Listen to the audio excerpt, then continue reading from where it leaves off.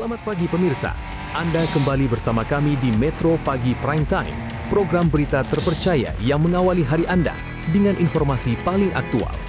Pagi ini kami telah merangkum 3 berita terpopuler yang wajib Anda ketahui. Siapkan kopi Anda, karena hari ini dimulai dengan berita yang menggugah. Di informasi pertama, akibat tak mampu menampung air, sebagian atap di Terminal 3 Bandara Udara Internasional Soekarno-Hatta, Tangerang, Banten, jebol pada Senin siang. Dari video yang beredar memperlihatkan, konstruksi atap tidak dapat menahan tampungan debit air hujan yang turun dengan ekstrim pada Senin siang. Asisten Deputy Communication and Legal KC Bandara Internasional Soekarno-Hatta, Yudi Setiawan mengatakan, kebocoran tersebut hanya terjadi di satu titik dan berlangsung secara singkat. Petugas operasional bandara langsung melakukan penanganan, termasuk pembersihan dan pembatasan area terdampak, sehingga kondisi dapat segera dikendalikan. Sedangkan seluruh fasilitas sisi udara seperti runway, taxiway, dan apron dipastikan berada dalam kondisi baik dan tetap dapat beroperasi secara normal. Di informasi kedua, Kejaksaan Agung Republik Indonesia menarik Kepala Kejaksaan Negeri Karo dan ke Raja Guguk, Kasipitsus, dan 2 Kepala Seksi Tindak Pidana Khusus buntut kasus dugaan korupsi pembuatan video profil 20 desa di Kabupaten Karo oleh videografer Amsal Sitepu. Kapus Penkum Kejagung Anang Supriyatna menyebut penarikan ini bertujuan untuk mengkaji ada atau tidaknya pelanggaran dalam penanganan perkara. Pemeriksaan meliputi seluruh proses hukum, mulai dari penyidikan hingga penyusunan dakwaan, termasuk menelusuri dugaan intimidasi dan prosedur penetapan tersangka Amsal Sitepu yang menjadi perhatian publik. Jelas di Sabtu malam kemarin terhadap yang bersangkutan, baik Kajari Karo, Kasipitsus, maupun 2 kasubsi yang menangani perkara itu, jaksa yang menanganinya, sudah diamankan, ditarik oleh tim Intel Kejaksaan Agung. Dilakukan pengamanan dalam rangka untuk dilakukan pemeriksaan, klarifikasi bagaimana terhadap apakah ada pelanggaran dalam penanganan perkara seperti duduk perkara seperti apa.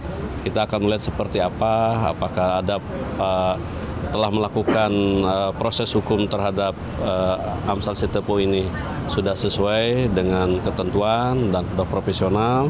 Apabila ada pelanggaran, tentunya akan ada, seandainya ada ketentuan pelanggaran, akan ada sanksi etik dari internal kita sendiri.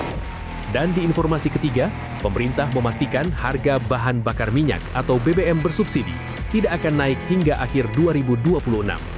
Kebijakan ini merupakan tindak lanjut arahan Presiden Prabowo Subianto dalam menjaga stabilitas ekonomi nasional serta melindungi daya beli masyarakat di tengah dinamika harga energi global. Menteri Koordinator Bidang Perekonomian Airlangga Hartarto menyampaikan bahwa pemerintah telah mengambil keputusan bersama PT Pertamina untuk mempertahankan harga BBM bersubsidi. Lebih lanjut, Airlangga menjelaskan bahwa kebijakan ini tetap mempertimbangkan pergerakan harga minyak dunia.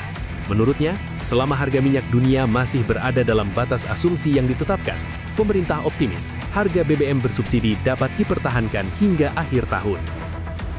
Nah, guna menjaga stabilitas ekonomi dan daya beli, seperti yang sudah diumumkan pada tanggal 31 Maret yang lalu, pemerintah dan Pertamina ini sudah memutuskan untuk tidak menaikkan harga BBM bersubsidi. Jadi sekali lagi, BBM bersubsidi itu adalah Pertalite dan Solar, dan nanti Pak Menteri Keuangan akan menjelaskan selama harga minyak tidak lebih dari 97 secara rata-rata, maka harga BBM ini bisa kita pertahankan sampai bulan Desember tahun ini. Tetapi BBM bersubsidi kan ada 2, yaitu Biosolar dan Pertalite. Ini supaya jelas ya. Demikian rangkuman berita pagi ini di Metro Pagi Prime Time. Tetaplah bersama kami untuk informasi terkini sepanjang hari, karena dunia terus bergerak dan kami ada di sini untuk memastikan Anda tetap terdepan. Jelajahi cara baru mendapatkan informasi. Download Metro TV Extend sekarang.